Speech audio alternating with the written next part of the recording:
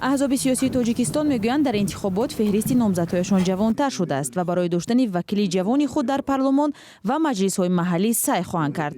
аммо як назар ба феҳристи пешниҳодкардаи аҳзоби сиёсӣ ба комиссияи марказии интихобот ва райпурсӣ нишон медиҳад, ки ҳамоно барои курсии вакилӣ дар парлумон афроди сину соли бузург талош доранд. мақомоти тоҷик мегӯянд ҳар ҷавоне ки ба сиёсат таваҷҷӯҳ дорад метавонад вориди ин корзор шавад. дар кишварҳои пешрафтаи дунё ҳамагӣ то 30-35% дар маҷмӯъ иштироки интихобкунанда дар интихоботҳо ба қайд гирифта мешавад.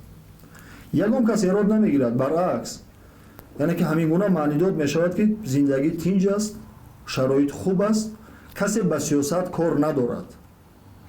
ҳамин гуна талаққӣ ё ҳамин гуна маънӣ дод карда мешавад. дар мо бошад баръакс. барои чӣ? гӯё ки як чизи манфӣ бошад. бозам гап сари ҳамун чиз. имрӯз ҷавон ба сиёсат майл надорад, ина як ман шахсан чизи манфӣ қабул надорам. ин майли вай аст, хоҳиши вай аст. бахусус дар як ҷомеаи демократӣ, дар як ҷомеаи ҳуқуқбунёд ҳар кас озод аст.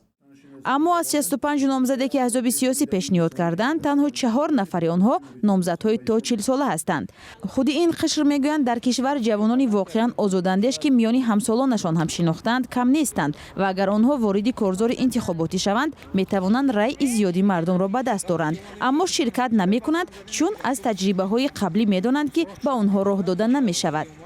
ҳадафи ино намедонам, ин аз ҳамон худи оно пурсидан дар кор ки шояд аслан он рақибои ки рақиби ман будан, масалан аз ҳама оне ки ман ҳам аъзои ҳизби халқии демократӣ ҳастам, вале ман аъзои ҳизб худпешбар ҳастам ва ҳизбам пешниҳод карда аз ҳизби халқӣ дар онҷа сардори шӯъбаи маориф.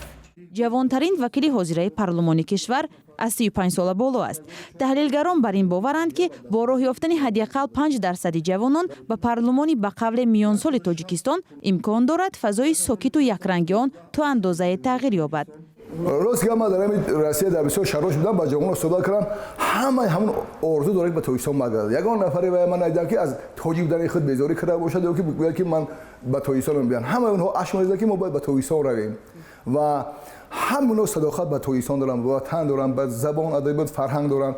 ин хеле нест.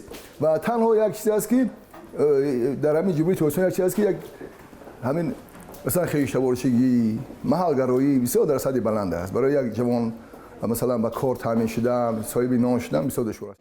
قرار است روز 1 مارس در تاجیکستان پنجمین انتخابات پارلمانی برگزار شود. انتخابات تاجیکستان در تمام سالهای استقلالیت کشور از نظر نامطابقتشان با معیارهای دموکراتی از جمله رعایت نشدن پرینسیپ بسیار حزبی و شفافیت مورد انتقاد بوده است.